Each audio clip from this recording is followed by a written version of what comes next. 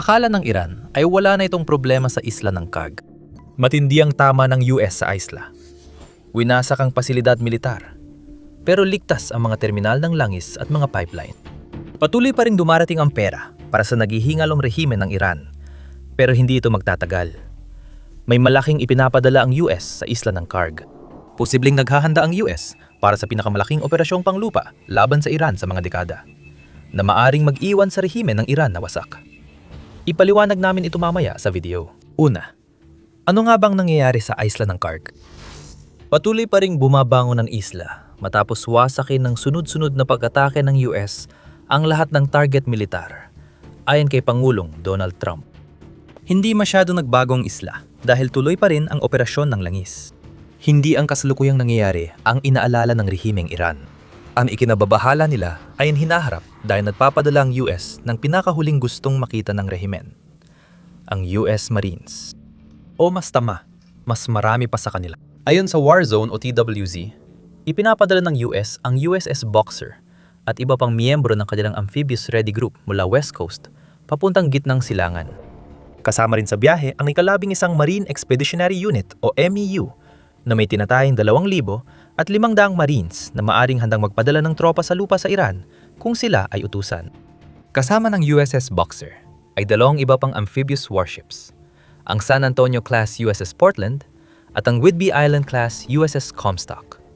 Pati na rin ang mga elementong panghimpapawid at panlupa na maaring sumuporta sa ikalabing isang MEU kung kinakailangan nilang magsagawa ng operasyong panglupa. Malaking balita na ito. Pero ang mas mahalaga sa ulat na ito ay hindi ang ikalabing isang MEU ang unang ipinadala ng US sa rehiyon ng Persian Gulf. Noong kalagitnaan ng Marso, lumabas ang balita na ang ika-31 MEU ay ipinadala sa gitnang silangan mula Okinawa, Japan, kasama ang mas maraming amphibious assault ships at 2,000 Marines. Mukhang darating ang mga Marines sa karagatan ng Iran sa huling bahagi ng Marso. Inasahang susunod ang ikalabing isang MEU at posibleng palakasin ang ika-31 MEU sa mga susunod na linggo, para makabuo ng contingent na lampas 4,000 US Marines, kasama ang suportang panghimpapawid at mga barkong amphibyo para mapalapag sila sa Karg Island. Iyon ang isa sa mga opsyon, kahit papaano. Kung manonood ka pa, malalaman mong may 3 senaryo na kayang suportahan ng MEU deployments. Bawat isa ay may iba't ibang posibleng resulta. Binanggit ng TWZ na ang nakikita natin ngayon ay isang pinabilis na deployment ng mga tauhan na ipinapadala sa Iran bilang suporta sa Operation Epic Fury. Mukhang Karg Island ang target ng mga Marines na ito.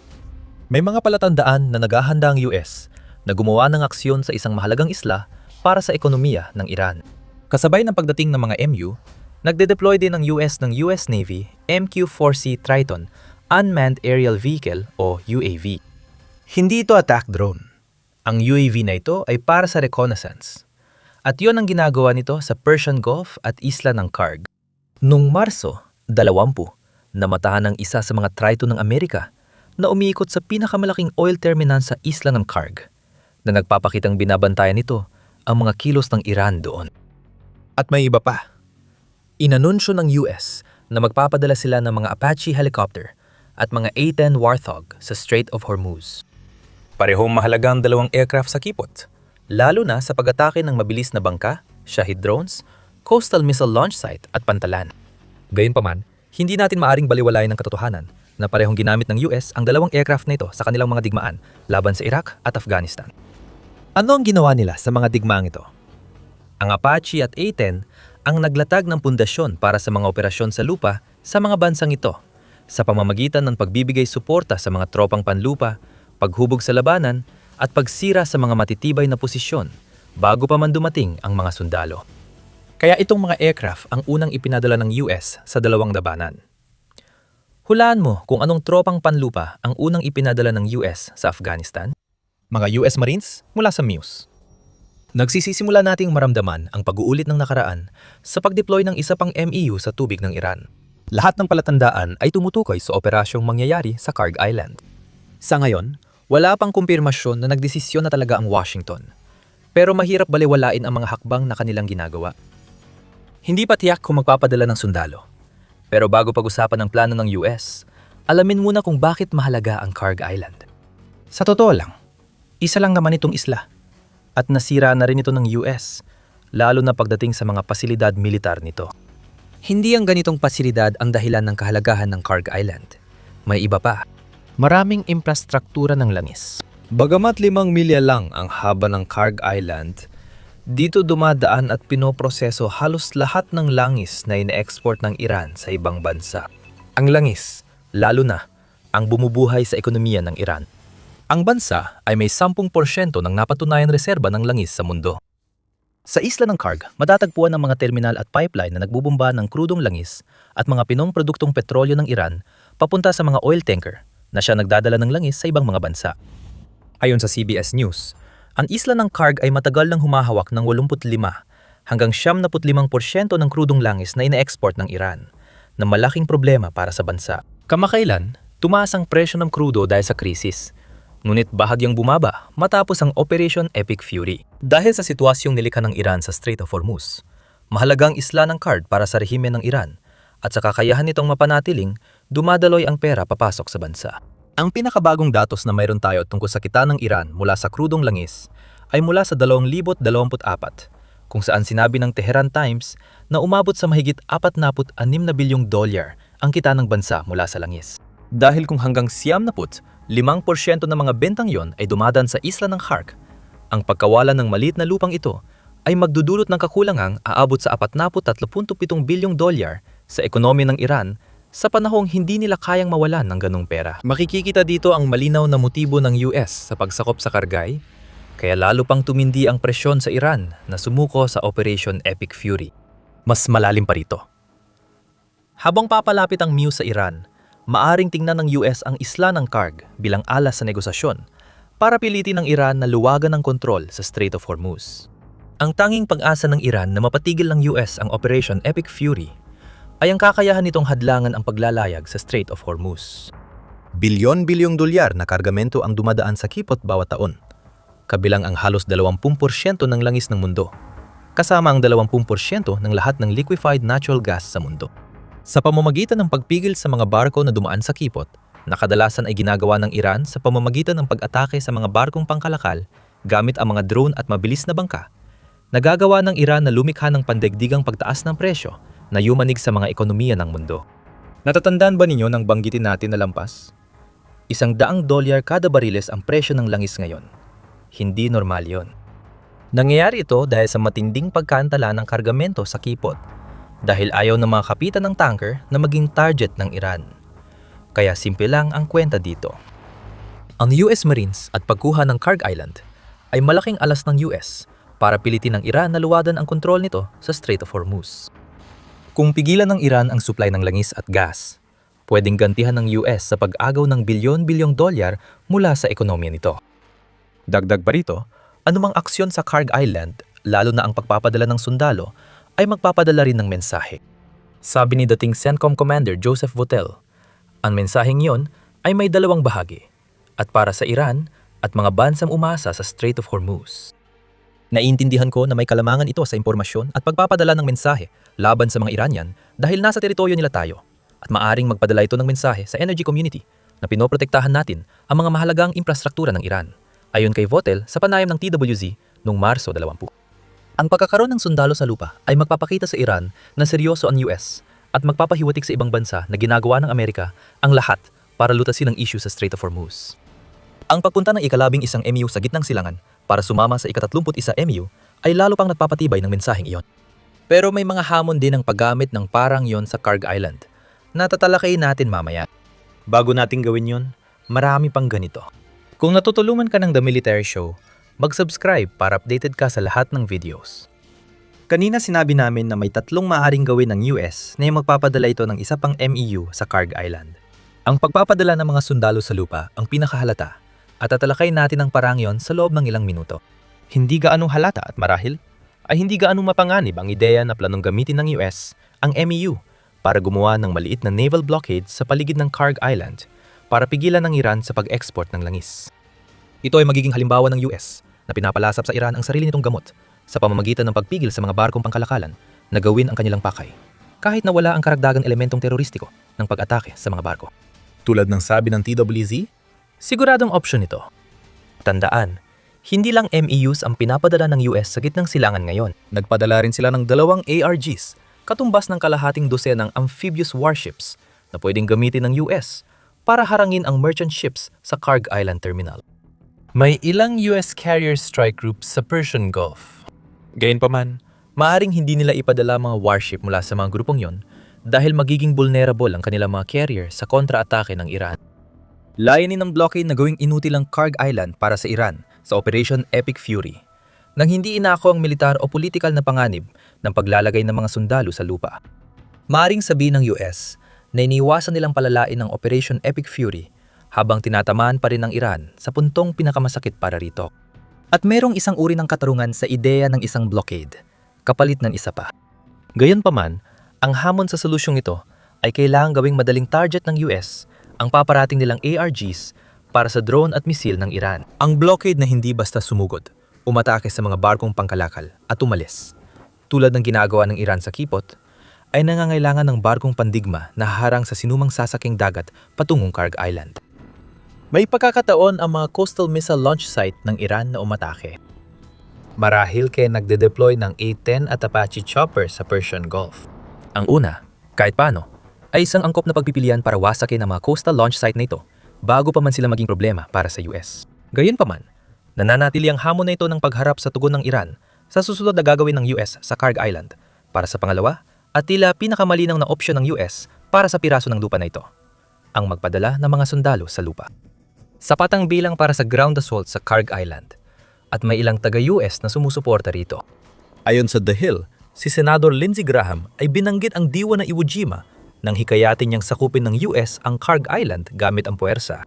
Sinabi ko kay Pangulong Trump na ipagpatuloy pa ito ng ilang linggo. Kunin ang Kharg Island na pinagmumulan ng kanilang langis at kontrolin ito para kusa ng mamatay ang rehimeng ito, ayon kay Graham sa Fox News noong linggo. Hindi pa malinaw kung gaano kalapit ang US sa desisyong ito, kahit may mga planong inilalatag na. Bukod sa MUs na patungong gitnang silangan at iba pang suportang operasyong panlupa, iniulat ng CBS News noong Marso 20 na may detalyadong plano na ang Pentagon para magpadala ng US panlupang puwersa sa Iran. Si Trump mismo ay gumagamit ang panlilinlang para itago ang plano niya. Hindi ako mapapadala ng tropa saan man, sabi niya sa Oval Office noong Marso 11. At kung gagawin ko man, hindi ko sasabihin sa inyo. Pwedeng may operasyon sa lupa, pwedeng wala. Kung mangyari man ito, ang bilang ng mga US Marines na ipinapadala ng Amerika papunta sa Kharg Island ay dapat sapat na upang makuha ang maliit na piraso ng lupa. Iminumungkahi ni Votel na kailangan ng Amerika ng 8 hanggang 1,000 Marines para paalisin ang natitirang puwersa ng Iran sa Kharg Island. Tinututulan ng The Sunday Times ang bilang na yon at sinasabing kahit ang humigit kumulang 2,000 at 200 Marines na kasama sa ika-31 MEU ay maaring hindi sapat upang makuha ang Kharg Island. At ang kinakailangang bilang ay malamang na depende sa dami ng mga sundalong Iranian na napatay sa unang pag-atake ng Amerika sa teritoryo. Maaring kailanganin ang malaking puwersa upang mapanatili ang isla at masiguro ang perimeter sa paligid nito. Marahil iyon ang dahilan kung bakit may pangalawang MEU na papunta ngayon sa gitnang silangan. Mas mabuti ng sobra ang mga marino at hindi kailanganin kaysa kulang at mauwi sa pagkawala ng mga Marines na kailangan mo. Pero ang mayroon ng US sa kanilang paparating na mga MEU ay mga operatiba na sinanay para sa ganitong klase ng operasyon at sinusuportahan sila ng tamang intelihensya pati na rin ng lakas ng himpapawid. Naglatag na ito ng pundasyon para sa operasyong lupa at patuloy na natatrabaho sa Strait of Hormuz para gawing ligtas ang operasyon. Isamang artilyerya, armored na sasakyan, chopper, at mga F-35B na fighter jet na may patayong paglipad na kasabay na dumarating ng mga MEU na papunta sa Iran at makakabuka ng sapat na puwersa laban sa watak-watak na tropa ng Iran sa Kharg Island. Hindi magiging malaking problema ang pagsakop sa Kharg Island, lalo na kung magdadagdag pa ng airstrikes ang US bago dumating ang MEUs. Ang pagpapanatili nito, gayunpaman, ay nagdadala ng parehong mga issue na maaaring makaapekto sa mga barko ng Amerika kung susubukan itong magpatupad ng blokadang pandagat. Ang US Marines at kagamitan sa Kharg Island ay magiging mga nakatigil na target ng Iran. Kahit nabawasan ang missile capability ng bansa, pinatunayan ng Iran na kaya pa rin nilang tamaan ang mga nakatigil na target gamit ang ballistic missile. Ang Kharg Island ay 20 milya lang mula sa baybay ng Iran, kaya siguradong abot ito ng mga missile na galing doon. Kailangan tanggapin ng US na ang pinakamalapit nilang base ay mahigit 120 milya ang layo. Maaring harapin ng mga barkong panustos na ipapadala ng US sa isla ang mga drone at mabilis na bangka ng Iran. Kaya ng US, harapin ang mga banta gamit ang mga A-10 at mga Apache sa Strait of Hormuz. Sa Shula, na pwede magsilbing escort ng supply ships ng Amerika. Kaya ng US tamaan ng mga missile site na alam nila. Pero hindi nila magagalaw ang mga nakatagong missile site hanggat hindi yon inilalantad ng Iran. Kung atakihin ng Iran ang US Marine sa Kharg Island, nanganganib din silang masira ang sarili nilang oil pipeline. Papayag ba silang isugal yon? Kung mawawala rin ang pera ng Iran sa langis kapag sinakop ng US at masisira pa ang mga pipeline. Masasagot lang ito kung itutuloy ng US ang pagpapadala ng sundalo sa lupa, na mukhang pinaplano nila habang papalapit ang 2 MEU sa Iran. May ikatong opsyon na pwedeng suportahan ng MEU o hindi na nila kailangan pang makialam. Pwedeng bombahin ng US ang oil infrastructure ng Kharg sa Iran para masira ito at maiwasan ang problema ng blockade o okupasyon. Siguradong walang magiging problema tungkol sa mga madaling target na magiging puntirya ng mga missile ng Iran. Sabi ng CNBC, kapag nasira ang oil terminal at pipelines ng Kharg Island, mawawala ang 1.5 milyong bariles ng pag-export ng krudo ng Iran kada araw na siyang pinagkukunan ng pera ng bansa. Aabutin ng maraming taon bago muling maitayan ng Iran ang mga infrastruktura. At yan ay kung magagawa pa nga nila matapos mawala ng bilyon-bilyong dolyar dahil sa pag-atake ng Amerika. Nalutas na ang problema, di na kailangan ng MEUs. Kung tatagan ng taon ang pagpapatayo ng infrastruktura ng Kharg Island, malalaking problema ang idudulot nito sa mga bansang umaasa sa langis ng Iran. Kilala ang Tsina bilang mamimili dahil bumibili ito ng 80% ng langis mula Iran. Mataas na ang tensyon sa US at China, kaya hindi na dapat palalain pa ito ng US sa pagsira sa Kharg Island. Hindi pa dito kasama ang posibilidad na palalain ng Iran ang pag-atake sa energy infrastructure ng mga kapitbahay sa Gulpo kung piliin ng US na wasakin ito. Di rin natin pwede balewalain ang posibleng pagkontrol ng US sa Kharg Island para mapuwersa ang Iran sa kasunduang papabor sa Amerika sa pag-export ng langis nito. Maaring maging isang kakakit-akit na alok yon para sa rehimen ng Iran. Pero mawawala ang lahat ng yon kapag nagsimula ng magbagsakan ng mga bomba at masira ang oil infrastructure ng Kharg. Kaya malamang, 2 option lang ang tinitingnan ng US, blockade o ground operation. Parehong malaki ang may tutulong ng pagdating ng 2 MEU na papunta na ngayon sa Iran habang tayo nag-uusap. Sa katunayan, maaring hindi maging posible ang mga yon kung wala ang mga MEU na yon, lalo na sa kasalukuyang puwersang ipinadala ng Iran ngayon. Ang tanong nga lang ay, kung gagamitin ba talaga ang ika-11 at ika-31 na MEU? Muling nagbigay ng magkahalong mensahe si Trump. Noong Marso 20, sinabi niyang walang tigil putukan laban sa Iran at hindi raw ito nangyayari kapag winawasak ang kabilang panig. Kinabukasan, ipinahiwatig ni Trump na gusto niyang unti-unting pahupain ang Operation Epic Fury. Ang pagpadala ng sundalo sa Kharg Island ay kabaligtaran ng unti-unting paghupa ng operasyon.